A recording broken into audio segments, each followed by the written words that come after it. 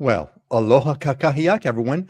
I've got some technical difficulties, which is why we show this interesting. Let's make this okay. Interesting. We got some technical difficulties again today. Well, that's one way to kind of start the old aloha kakahiaka. Good morning, everybody. You're with Peter K, and I am on you are on the Aloha Friday Hawaii Real Estate Show. Today is September 12th, 2025. And it's going to be a fun show today. It's going to be a really, really fun show today because it looks like that is just me and Ashley are on the show today, which is going to be fun and targeted. We'll kind of see how that goes. And so why don't we do this? Ashley, it's going to be just you and me today, and it's going to be the shows. We're going to wing it the way we wing it, and that's that. So let's talk about what we always talk about. How was your Oahu weather experience the past week, especially with the hurricane? How's it now, and how was the week? Well, it wasn't much of a hurricane, so that was nice. And we didn't get a lot of rain on the east side, at least in Kailua. So honestly, I was kind of wanting some rain. Our yard needs it, and my water bill is getting pretty high because we're in our landscaping era of life here. And it was stifling hot still. So we did have a little reprieve with some shadowing, but still very, very hot summer. It has been a hot summer, and well, I knew. Of course, my OCD, as I mentioned to you in previous episodes, my OCD, I'm hitting the refresh button every hour on the weather reports. Well, not exactly, but close, actually close. But and so I found out that because we got lucky again, as we always do with hurricanes, but because it was going to be a tropical storm going north of the islands, northwest of the islands, it was effectively acting as a wall to block off the trades, and so that's one reason why it's been really quite hot and not very tradey. But I think that's going to change this morning. The trade starts to come back. Did you go to okay, you live on the east side, so and near the water.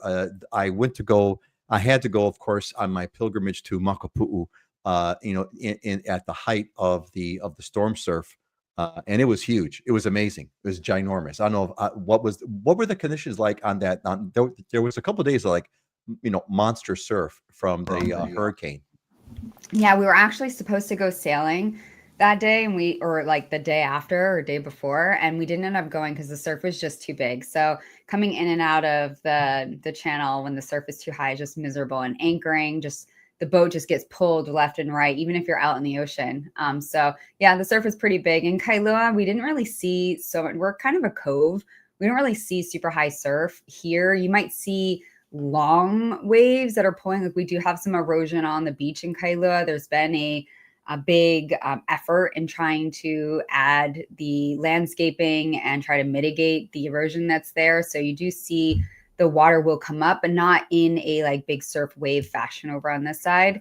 I do have some oceanfront listings. They experience obviously some extra force from the ocean, but nothing crazy or major that hasn't experienced in the past from other storms. So they did do something in Kailua though recently after the storm, and they finally dredged out the canal. So that's been super fun. Now everyone's hanging out in the canal and playing with keiki and jumping off the bridge again and just having a good time. So it's not that stagnant canal water that hasn't touched the ocean or seen fresh water outside of rain in a long time. Cool. So what they dredge so that the canal can flow into the ocean? Is that okay? Yeah. Right. Yeah. Finally, at last. They should do that probably annually, but they haven't done it for a while. Yeah. We get that done every so often in our area too. Of course, sometimes the rain will just plow through, but that's not always the case. So it's good to have those guys doing it. Cool. Yeah. It's been a good week. All right. Let's move on. I got a couple of stories over here, which we can maybe talk these through together because they're kind of fun. The one I thought was interesting was that I was looking around. It's always a challenge to look for news stories, right? And what was the top story? Pretty much the most amazing story was that a mongoose that we found a live mongoose was found and captured on Kauai. That was the big story. Only in Hawaii, right? We get the live mongoose in Kauai, and they recovered. Researchers rediscovered two native land snails. I thought, how cool is that, right? The big news in Hawaii is that we find mongooses and snails. It's not like, mass shooting here, or, whatever, horrible things going on over there. Mongooses and snails. I love that. Isn't mongoose pretty, like, I see mongoose all the time. If I go to Hanama Not on Bay. Kauai. Not on Kauai. Oh, Not on interesting. Kauai. Yes. If you They go to have not Hanama Bay, just know there's Oh mongoose. yeah, they're everywhere. They'll take things out Yeah. of your bag, and then they'll sneak it into the bushes. You'll be snorkeling and come out and be like, where's my purse, or where's my food? That's funny. That's funny. Hey, have you heard of this the homeowner tax relief bill? I said it passes. I don't know if the mayor signed it. What do you know about this? No, we don't know what's going on with it, so we haven't really spoken on it too much. I'm just gonna do a quick look Go ahead. here. Go do your messaging there. You go do your millennial search, your millennial multitasking search, and I'll talk about the Arizona Memorial is going to get. Looks like they're going to be doing some work with the Arizona Memorial to be remodeled a little bit. They are removing 2 World War II era mooring platforms from the USS Arizona. Apparently, what went on is, according to the story here, in the aftermath of the Pearl Harbor attack, the Navy installed 2 mooring platforms in 1942 to aid in salvaging the Pennsylvania-class battleship's ammunition and armament for use in the war effort. So those things have been there since World War II. But they're finally they're going to finally sort of get pulled off. Of course, the monument, the Arizona Memorial, is still going to be there. But I thought that was essentially first time remodeled since 1942, which is quite remarkable. And not only in Hawaii, but maybe a mark of what makes Hawaii special, or not, depending on your perspective, is that the Hawaii insurers are holding firm on COVID vaccine policy. So Hawaii insurers, so they will cover vaccination for anyone older than 6 months, despite what the FDA says. So federal government may be saying, you don't need the vax if you're young, but the Hawaii insurers are saying we're going to pay for it anyway. Did you get any info on that property tax thing? Yeah, it was actually passed. Bill 49 and Bill 50. So Bill 49 increases for our kapuna, so anyone 65 or older. The increase in your tax exemption went from 160,000 to 180,000, and for anyone under the age of 65, your exemption went up from 120,000 to 140,000. For example, if you have $1 million asset, you would pay taxes on only 860,000 of that versus 880,000. That goes into effect in the tax year of July 2027. 2027. Okay, so it's a little it's a ways off. I think it's great. Thank you. Well, by 2027, I will be how old am I? I'll be 64 in 2027. So not quite hitting the 65 threshold.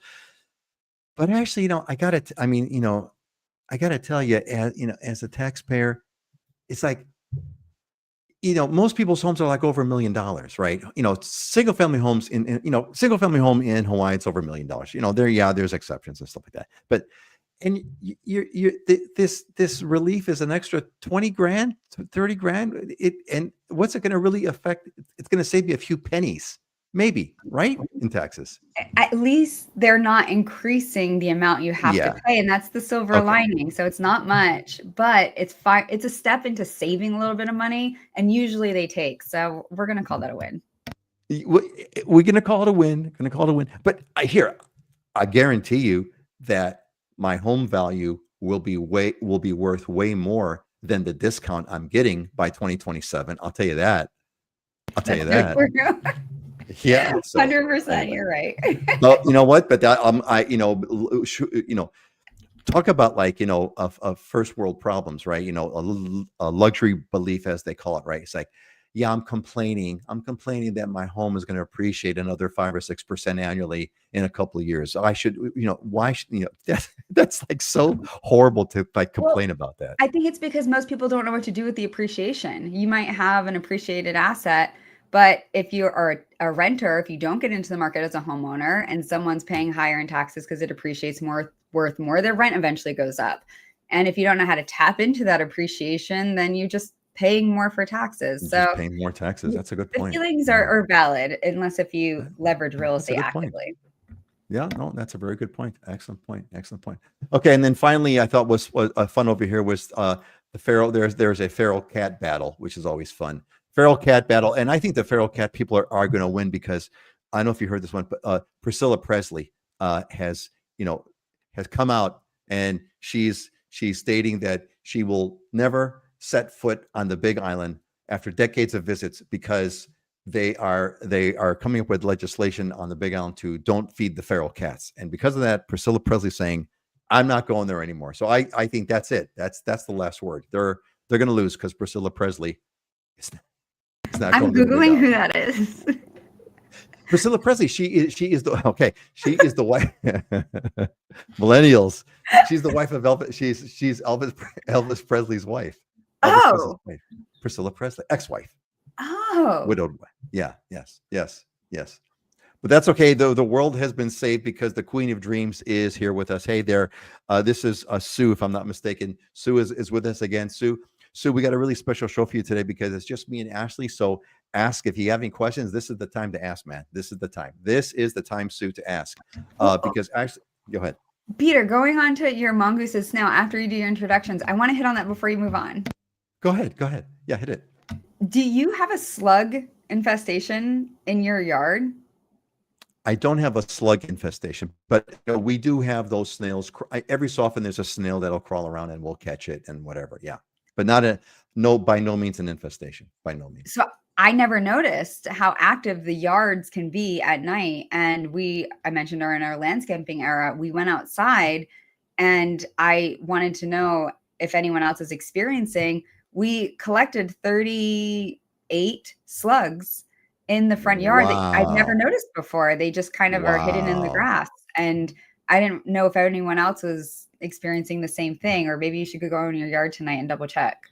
Holy moly. Yeah. I mean, or maybe it's very regional. Maybe it's a windward thing. Maybe it's on your side of the island thing. Possibly.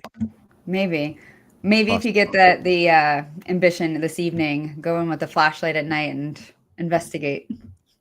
Ashley, I will do my best to remember to go on a hunt for snails in the yard tonight. I will try to remember that.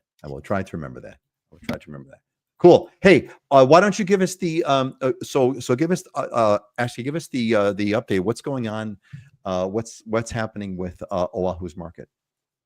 So we're going to go over the August sales because we have our official reports out.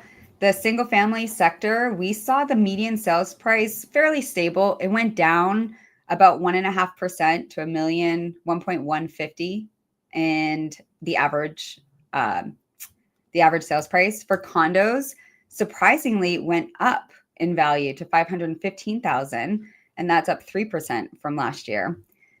But the single family homes, the total collective volume that had sold was year over year 2.4% higher for single family homes, but 2.5% less for condos. What was interesting is that even though our sales volume was down for August, the amount of contracts drafted was actually the highest that we've seen year to date. The amount of pending sales and contracts drafted went up almost 30% from last year this time. And so that's a really good indication of what September and October are going to look like, because best that we've had all year. Their days on market, though, did nearly double, not quite double, but nearly double for both single family homes and condos, a little bit higher for condos. And then there's interesting information about regionally the different parts of the island that did better than others. Eva Beach, they did really well. So they were up 64%. Diamond Head was up 48% compared to last year.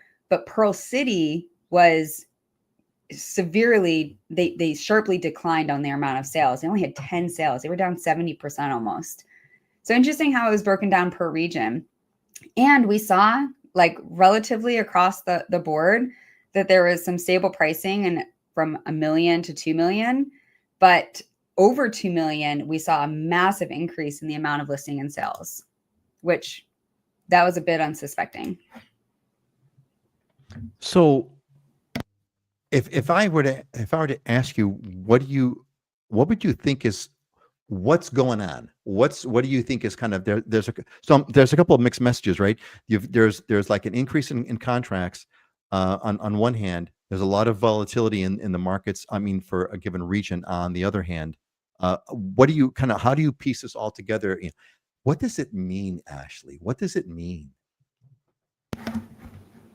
I think overall because Oahu is a very different housing market than the rest of the islands because we have so much infrastructure here. We have such a dense population. We have so many hospitals and military bases and government facilities. We have Waikiki. We just have a lot. So I think our market is extremely stable, historically speaking. I think what we're seeing is people are being more cautious. They're being more informed. August is always a hot month for most markets across the nation because it's summer and that's when people have, most income. They're happiest. They're out and active. When you're in the winter, you tend to hibernate. You plan for holidays and you plan to save money for Christmas and stuff like that. So August has always been a pretty good month overall. This was a very, very good month. And that just could be also the economic news that came out because, there's talks on the streets that we're going to see, a decline in interest rates potentially. So you have a lot of lenders and people in our space saying, buy now. And we can always do, a refi later when the rates go down. And now people are feeling more confident that rate is actually going to go down. We also had the end of our military relocation on Oahu as well. It's really where everyone's sort of buttoning up, like solidifying their housing situation for the relocation seasons called PCS. I think there's a number of factors, but as far as the higher price points moving, my theory is if you're looking to get, like as a realtor, if you're looking for the most stable clientele base, the higher the price point, the better, because they are not as affected by economic news and shifts as, first-time home buyers or lower price points. So naturally, higher price points, you're going to see a more stable market if there was any type of big shift going on. What's interesting is there's an interesting piece that I've also, I think this is just perhaps a continuing trend, but I have other clients who are telling me that their high-end products are the ones that are doing better than, they're doing better, whereas the low-end products are doing worse, which is kind of correlating with what you're talking about, right? The high ends, not to, yeah, I don't want to mischaracterize it where, but those who, the high end, the high end of the market's doing well. The low end in the middle of the market's not doing so hot. That's just a fact that's borne by the numbers, which is interesting. It's I think we're seeing a shift, I know this is Oahu real estate, Hawaii real estate news, but I think just globally we're seeing a shift in politics and we're seeing a shift in economic divide and high income individuals. And we're seeing a larger gap between everyone and low income and high income. The middle class is, deteriorating to some fashion and some degree. So I think we are going to see a lot more of that in the future. Hopefully not. Hopefully, there's a solution there, but I do think that we're going to see this interesting gap between, at least in real estate price points, of around that 1 million up to the 2 million. And I wonder if that's going to be that weird gap where it used to be 8 years ago, pre-COVID, that used to be anything over 1.3 million to 2 million was that weird gap. So it'll be. And what's this weird gap that you're talking about? It's not quite high end enough. It's too high to be the middle and low end, but it's not high enough to be the high end. Is that why is that this gap you're talking about? Yeah. So when you have like certain qualifying people, you have people who will say on average, the income across the world, people on average can afford maybe up to 800,000 or $1 million. And then you have people who make a little bit more than that and they can comfortably qualify up to 1.3 million. But then you don't really have that income gap just with however salaries work, at a larger scale. All of a sudden you see this weird gap up to anything over 2.5 million. Now you're seeing people qualify for that or higher, or the amount or the quality of property is just so different at 2.5. So in between those price points have always been back then, sort of that weird, if people do Mm-hmm. qualify for it, you know, they rather save and get something that's a bit more affordable and make it what they want, or they want to wait until they can afford something that's at the level that they're trying to achieve. And so you see this disparity in certain price points where they'll Interesting. have Well, less sales. I could see that. So the way I would characterize that, the way I would like on that gap was like, oh, this is the gap where like, most people who are earning money, whatever their job is, most workers who have a job, whether it's a corporate job or whatever kind of a job it is, you can kind of go up to that 1 point whatever, maybe 1.1, 1.2, whatever. But really beyond that, you really got to be, in the upper class and the wealthy class. You've either got a very successful business where you've got, where a couple $1,000,000 is not, it's, you could afford a few $1,000,000 and up, and that's just a whole other class. But the working class, those that have jobs, that's the way I'll separate it, right? Those that have jobs or small businesses versus those that have either you're some rare high-end exec that's salary at $500,000 a year, or you've got a very successful business that's earning $1 million a year. Then you could buy the $2 million property, and it's not that big of a deal. That's where I'm put that gap on there.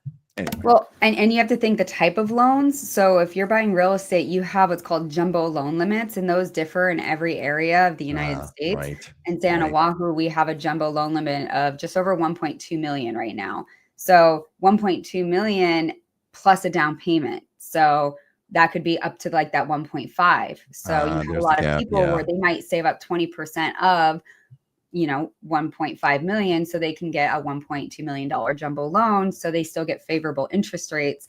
Then if you go beyond that, you're focusing on people who have either larger savings and then you get up to the 3 million plus range, and now you have people who just have deeper pockets. So now you have that disparity of anything over 1.5 to 2.5, for example.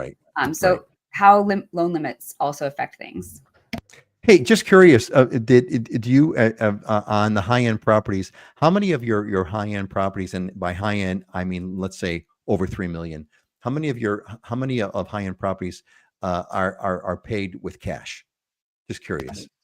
Most. Anything over the jumbo loan limits, you have to pay cash. So oftentimes, if you get anything 3 million, you still have people who will finance often, but anything like over probably 6 million, you tend to get mostly cash. Maybe even 5 million or above, you tend to get a lot of cash. Cool.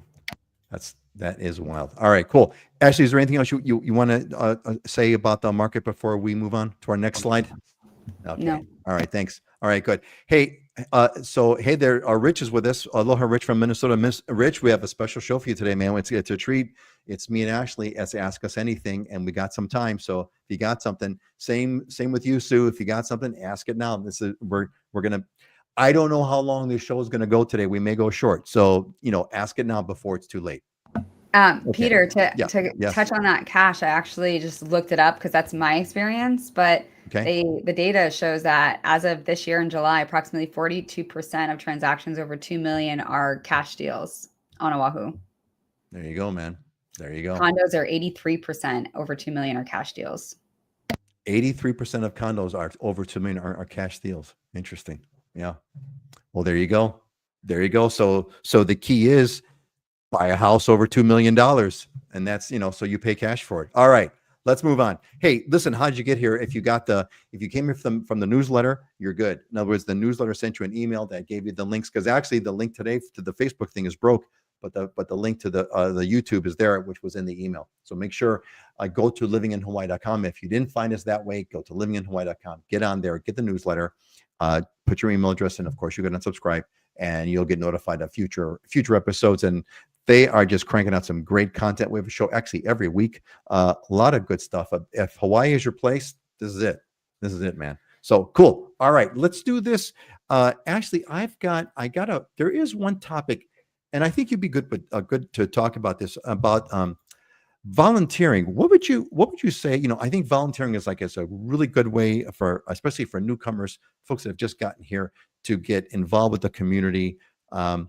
What would where would you point someone to kind of start to go? This is like your starting point to go and find out about things that you can go and volunteer with. Where would you start with that? How would you get started? Really find whatever you're passionate about. So are you passionate about beach cleanups and you want to, contribute there? There's lots of beach cleanup foundations. If you just even Google or go on Facebook and you just look it up, you'll have dozens of options. You have Keiki. There's a lot of Hawaii does have a lot of homelessness and, financial struggles for local families. So lots of opportunities to do big brother, big sister with Keiki. You have people who focus on wildlife, like turtles. One of my best friends, she's an avid turtle volunteer, where you go and you protect the babies to get to shore. You can do my stepdaughter. She is an entomologist. She studies bugs and slugs, and she works for the state program. And she does a lot of volunteer for just like snails. Like they have to eradicate the invasive species and protect the native species. And so there's programs you can research within the state to volunteer there as well. And you also have like poi farms and stuff. So these kalo farms need support on de-weeding their kalo, and you learn about the land and how to do local agriculture. And so that's always fun to spend a weekend volunteering there as well. Just a few ideas off the top of my head. So those are great ideas. I think the big thing that you meant, and this was great. It was excellent to rattle those off. I think the key point, at least what resonates with me, is find your passion first, right? Whatever your passion is, dig into your passion and then find a volunteer, because they're guaranteed there'll be a volunteer organization with that passion. Yeah. And like, for example, animals, because again, some people, we have an issue with animals. So go to the shelter, you can sit with the animals, you can offer to do dog walking with them. There's so many foundations that need fosters for animals as well. There's a foundation that I participate on, and it's in Kahuku for trafficked girls. Human trafficking is a thing that people battle worldwide. And so they need just mentors, and there's different ways that you can support those as well. That's excellent. Excellent ideas. Find your passion, do some searches, Facebook, Google, whatever. You will find a group, hang out with that group. And what would you say is speak about how volunteering is just a fabulous way to get to know people. I don't want to call it networking, because networking has like a cheap suit business card swap kind of cheapness to it. So it's not networking, but it's like getting yourself embedded in the community, getting to expand your circle of friends. Speak to how volunteering kind of helps that happen.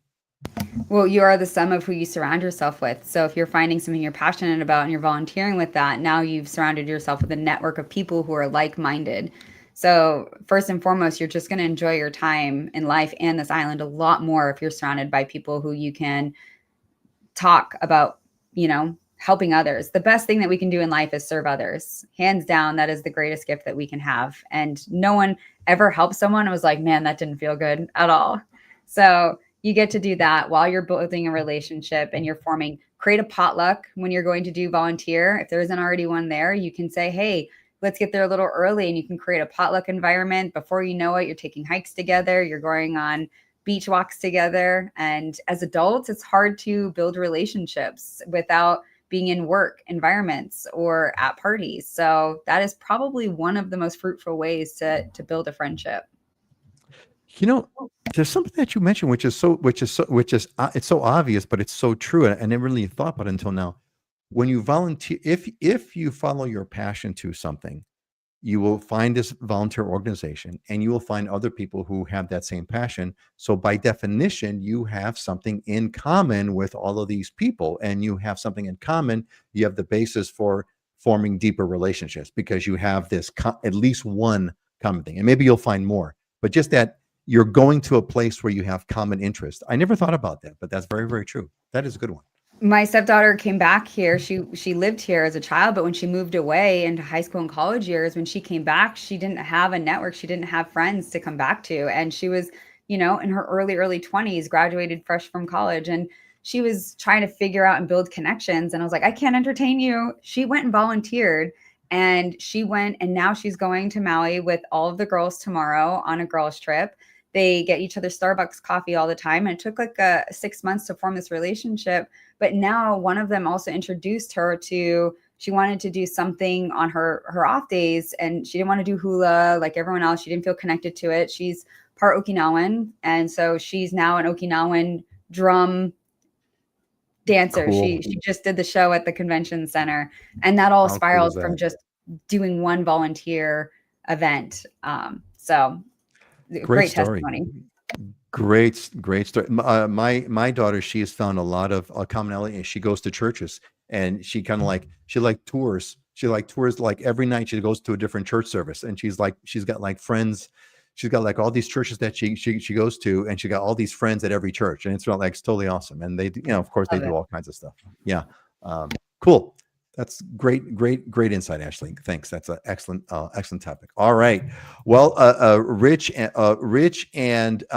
Sue are kind of quiet, so we're just going to keep moving on over here. Ashley, listen, let's just jump into diamonds and deals. What do you want to show us for? Let's see, what property do we have here? Not the Maui one. Okay, this one has got to be yours, right? No, it's Or not, no? but I really love all All that right. garage space. Yeah, no kidding, man. No Two kidding. lanais, Okay. tin roof. This is mine. Ooh. This looks cool. This is I amazing. told What my is it? assistant that the frame was cut off, and she didn't believe me. She's tell her to play the slide, right? Because if you look at the slide, it's not gonna, if you look at the slide as you're editing it, it's not framed, it won't frame anything. She's got to do like a play the slideshow. Tell her to do that Yeah. next time. Okay, we're Well, good. this is in Haleiwa. So, I mean, not Haleiwa, Pupukea, which is in the region of Haleiwa on the north shore of Oahu. And this is a massive house of 4,252 square feet on a very large lot, about 1.5 acre lot. It's at 2.95 million. It's perched on the hill of Pupukea, and it looks over the ocean, Sharks Cove. It is such a unique, cool property that I instantly fell in love with when I saw it. It's got great architecture and shape. It's recently has all new plumbing up there, which is really, really cool as well. The locations in Pupukea, these are all usually country zoned. So all lots are usually 1 acre to 2 acres. So you have space between your neighbors, which is really nice. And they have, the ability to just do larger events, plus the views from almost every room because of the round architecture is just phenomenal. Does need a little work. It does have a bunch of rentals chopped into it. So if that's not what you're looking for, you would want to update it a little bit. Super cool house though. It actually looks like two giant luxury yurts tied together, right? With that octagonal shape, right? Two It giant does. luxury yurt. Yeah. But it's not But it's luxury. It's still dated. So the kitchen doesn't look too dated here, but the rest of the house does still have some carpet, and they've got a bunch of kitchenettes and stuff like that. So you still want to bring it to life. But for 2.9, so just under 3 million, that's a great deal. And in if you're a surfer, you're right by all of the major surf breaks that you need to go to. Foodland and yeah. food trucks are right below. You could golf cart down there. Super culturally significant location also for Oahu. Overall, just really, really cool space. Well, this is one of those really, like you said, this is a truly stunning property. I mean, you said it's a 2 acre lot. Is that what you said? 1.5 acres. Yeah. 1.5 man. So 1.5 acres perched on the cliffs of Pupukea. You got like insane views of the ocean in absolute. I mean, you could get a little bit of a taste of it on that kitchen shot in the upper right. You get insane ocean views. You're right above, the epicenter of surfing.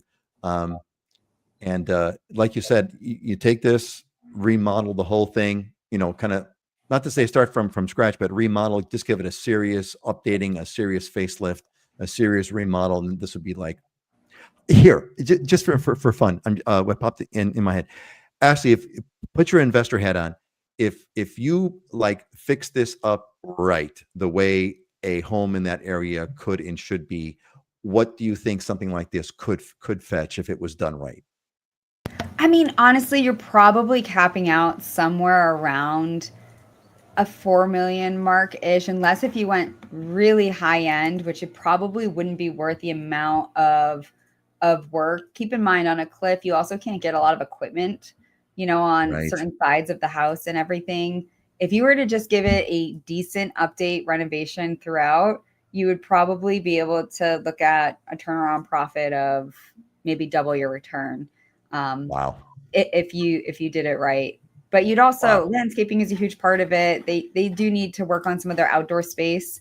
They have great indoor space, but even the usable land space could be enhanced as well. So there's other things that can maybe push it up a little bit more from there. That's cool. All right. So again, we're just back of the napkin here. Back of the napkin. This place, major a good solid internal renovation, a little bit of landscaping.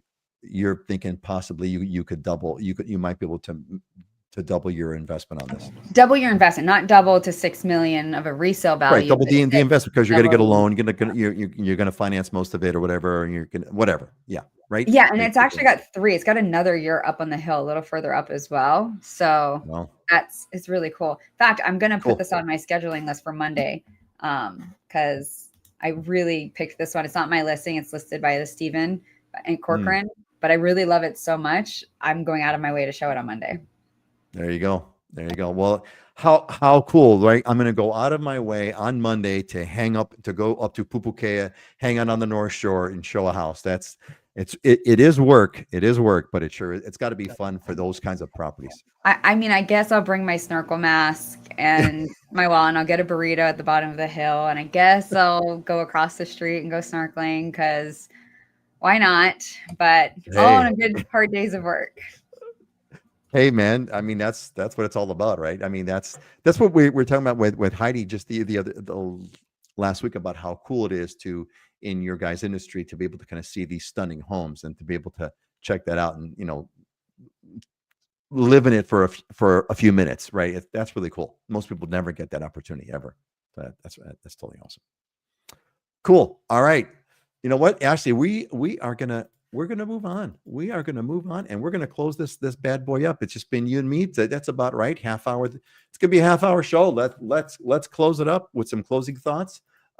It's been a lot of fun. By the way, in case people are wondering, Dylan ran into technical difficulties and could not make it. He's actually he's actually in a secret military location, and they won't allow him to connect into the internet.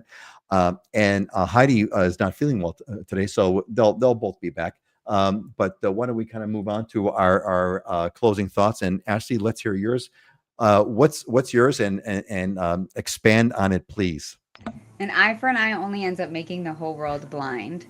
I think, in lieu of everything that's just going on right now in the world, I think it's important to know we're all going to have different opinions. I think it's incredibly powerful to hear someone's opposing views or opinions and just either come from a determination of restructuring your views or just simply disagreeing with them and respecting someone else's. But trying to get a tit for tat, it's never served anyone. I purposely like to refer to the Jewish model, not that I am Jewish, I'm Christian, but they from a young age meet in a library or a destination to argue a point aggressively for an afternoon or for hours and just debate each other strongly, and then after shake hands and go have a meal together.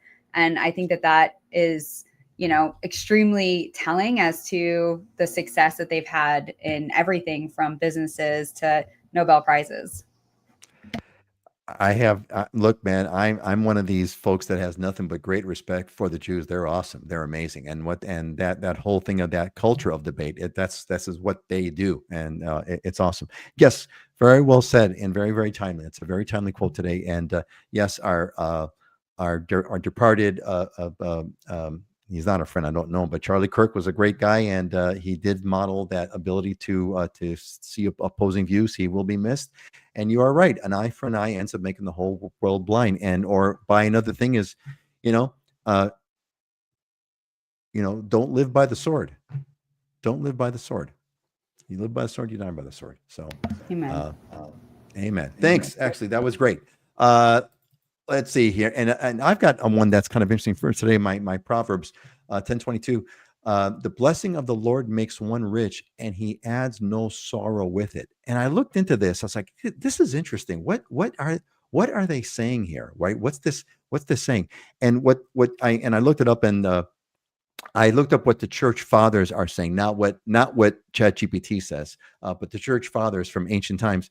What they're saying here is that basically, if you go along, if you align yourself with the Lord, the his blessings will make you rich, financially rich, will make you financially rich.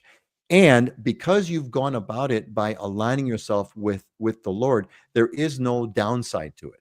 Right? A lot of times there's a lot of Yeah. passages in the Bible, right? There's a lot of passages in the Bible that talk about, the rich can never go in the kingdom of heaven, and there's all kinds of stories about it that sort of diss the rich. But they're not dissing the rich. They're dissing those who place wealth above God. Here, what they're saying is, hang out with the Lord, follow him in what you do. It will make you rich, and there's no sorrow that comes along. There's no downside. There's no downside to aligning yourself with the Lord and becoming rich as a result of it. That's the story. And I thought that was that was really cool. Proverbs is awesome. I love Proverbs. Yeah, I think that context is important because it could be rich in love, rich in life, rich in happy thoughts. So I think some people who feel guilty for being successful Christians, they can live by this proverb. That's right. There's no guilt to be had if it's aligned with God, right? If he gets the glory first, you're good. That's the key. All right. Well, that's enough glory for today. We're gonna see you again in 2 weeks on the 26th of September. Ashley, thanks for coming in today and doing a very special show. We're gonna say goodbye to Sue and to Rich. I'm glad you guys were here with us and said hello. And we are gonna take off. Ashley, say goodbye and have a great weekend. Have a great weekend, everyone. Folks, it was awesome. Have a great weekend. We'll catch you in 2 weeks. Aloha.